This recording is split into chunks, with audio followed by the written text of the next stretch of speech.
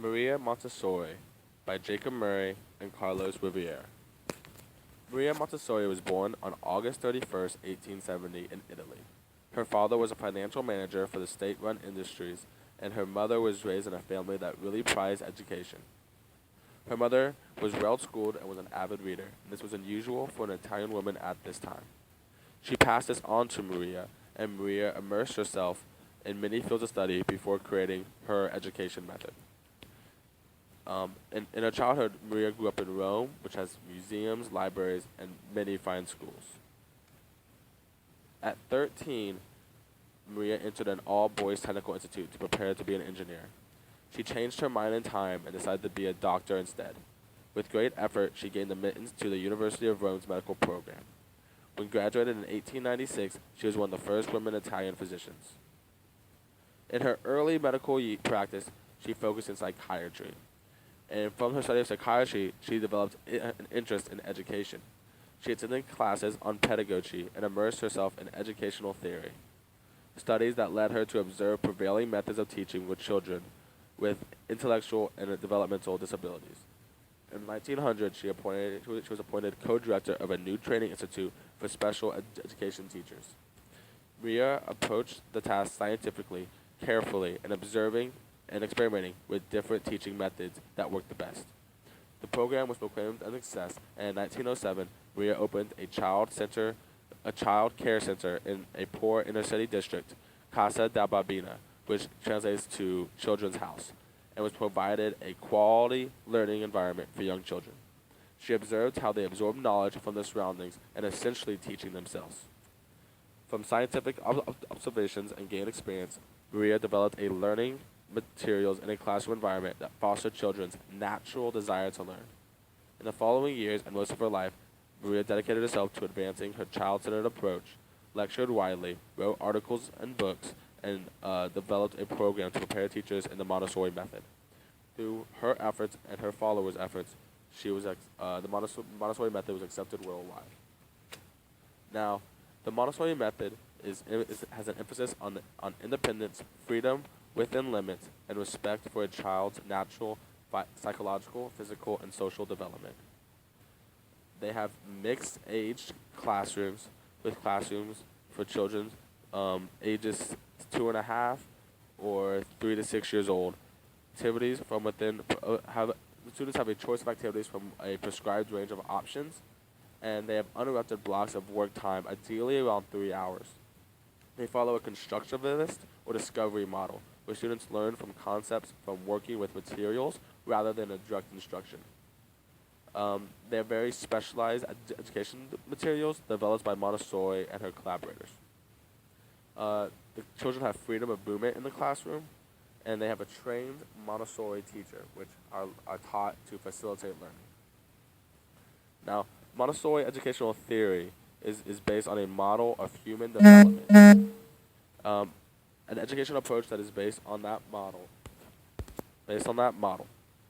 There's two principles that this model has. First is that children and developing adults engage in psychological self-construction by interacting with their environment. Second is that children under 6 have an innate path of psychological development. Montessori believed that children would choose and act freely within an environment prepared according to her model would act spontaneously for optimal development. Also, Montessori schools have a prepared environment, which has an educated environment tailored to the basic human characteristics to the specific characteristics of children of different ages and to the individual personalities of each child. This allows children to develop independence in all areas according to his or her inner psychological directions. Maria also created the planes of development, which the first plane is from birth to 6 years old. The first plane is seen as a child's concrete, sensual explorer and learner engaged in the developmental works of psychological self-construction and building functional independence.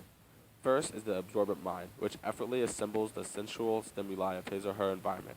Second is a sensitive period, which is the acquisition of language, interest of small objects, order, sensory, refinement, and social behavior. Finally, it has a normalization, which is from 3 to 6, which arises from concentration and focus on activity, which serves the child's developmental needs and is characterized by the ability to concentrate as well as a spontaneous discipline, continuous and happy work, social sentiments of work, and sympathy for others.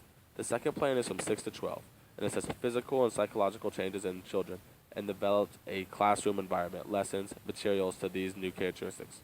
Physically, they have a loss of baby teeth and lengthening of the leg and torso, followed by a period of uniform growth. Psychologically, they have the herd instinct, or tendency to work and socialize in groups, as well as the power of reason and freedom. The third plan is from 12 to 18, which is the period of adolescence. Physically, they have changes of puberty. Psychologically, the changes of difficulties of concentration, creative tendencies, and development, a sense of justice, and a sense of personal dignity. Construction of, really, it's just a construction of their adult self. The fourth plan is from 18 and beyond, which is, but Maria wrote little about this period, and she did not develop an educational period for this age, but she did write that economic independence in form of money was critical during this age.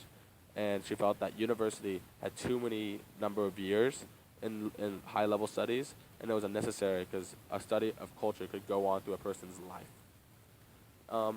Some advantages of the Montessori philosophy is it focuses on key development stages, encourages cooperative play, the learning is child-centered, the children naturally learn self-discipline, the classroom environment teaches order, the teachers facilitate the learning experience, learning method inspires creativity, and it may be more effective in developing certain skills, and its system is highly individualized to each student, and curriculum focused on hands-on learning. Some of the disadvantages is that Montessori children may have fewer social skills because they work on their own at an individual pace and therefore do not transition well to a more traditional and less individualistic program.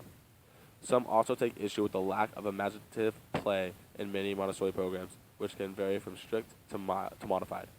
Montessori may not be the best environment for a child who is extremely social or can't sit still and focus independently on a task.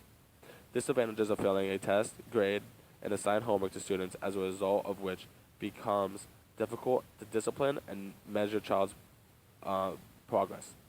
Another disadvantage is cited that a child may have difficulty when making the transition to a competitive environment, and that finally, the high expensive in the Montessori programs can also be a disadvantage. 5 ways that Montessori system is similar and different to the topics in our textbook. First, let's look at the pedagogy stages versus the Montessori planes. The pedagogy has 2 stages in the Montessori first plane, and that's the sensomotor stage and the pre-operational stage. The sensomotor stage is from 0 to 2 years. The pre-operational stage is 2 to 7 years. The first plane in the Montessori system is from birth to 6 years old, so around the same ages. They both see the children as very sponge-like, and they're learning language and imitating. However, the Montessori really focuses on a child becoming their own person during these ages, as the pedagogy stages look strictly on more the logic of things and less creating their own person. The second Montessori stage matches up well with the third pedagogy stage, which is concrete observational learning. The pedagogy stage is from 7 to 11. The Montessori second stage is from 6 to 12. So it's a similar age group, and it's really focused on the logic and ability to imagine. So, however, the pedagogy is really set into logic, really honed in on logic, and the Montessori second plane is really for the thirst of knowledge, and is much more abstract than pedagogy. Pedagogy is really focused on the logic of things. The fourth pedagogy stage, which is the formal operational system, is from 11 to adult, while the third Montessori plane is from 12 to 11. They both have a self-conception and self-assessment, so they find their place in the world. However, pedagogy is focused really on scientific thinking, really scientific thinking and logic, and Montessori is really focused on the critical thinking of it all, really becoming a critical thinker, where you want to be. However, in the fourth stage of Montessori, there's no pedagogy stage that matches it. It's 18 on, and really it's focused on finding your place in the world, having economic independence, and construction of the spirit. Also, the textbook, let's look at constructivist, which is where the learning is centered and emphasizes the importance of individuals actively constructing knowledge with their teacher's guidance. So the students are encouraged to explore the world, discover knowledge, and collaborate, reflect, and think critically. Um, Montessori teachers really use more of a constructivist model, where teachers are facilitators of learning, which is what we're going to look at next, which is called direct instruction, which is more structured, teacher-centered, characterized by teacher direction and control, high expectations for students' progress, where they maximize time spent on economic tasks. Montessori teachers are different from this model, where teachers are facilitators, not commanders of learning. So they follow a constructivist model. Fourthly, they follow a Vygotsky's assisted discovery, which is almost identical to the Montessori as teachers as facilitators, much like a constructivist, where they're not direct instructing them, but they're facilitating their learning, helping them learn, highly individualized, and that they're there just to help. Lastly, the Steinberg triarch theory, which has the triarchal theory of intelligence, is that there's analytical intelligence, which is the ability to analyze, judge, evaluate, compare, and contrast. Creative intelligence, the ability to create, design, invent, originate, and imagine. And practical intelligence, which is the ability to use, implement, and put ideas into practice. Montessori schools really focus more on all these intelligences instead of traditional schools, which focus on just analytical intelligence. Montessori schools allows for creativity in the classroom and for you to apply what you've learned, creating a practical intelligence.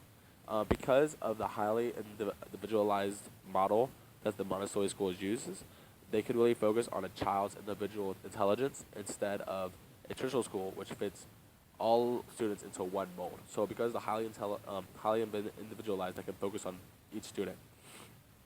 Two ways this can be used in our content area is as a history teacher. Montessori can be used with assisted discovery, with using peer groups or lessons, where students teach themselves, and I could facilitate. With giving a general topic like World War II and giving different students different people to represent, and I would just give them basic facts of the war. They would go around the room discussing them with different people to get an understanding of World War II without a lecture or with peer collaboration. So the students are only teaching themselves through that method. In science, there's a great opportunity to use hands-on techniques. This can be done using labs, which is direct hands-on aspect of science, which is lab-based activities. So when you're studying labs, children are really hands-on and are doing what they're learning. And that's more of a Montessori method with assisted learning by the teacher as well. So those are two ways that can be fit into our content areas. And that is Maria Montessori and her method. Thank you.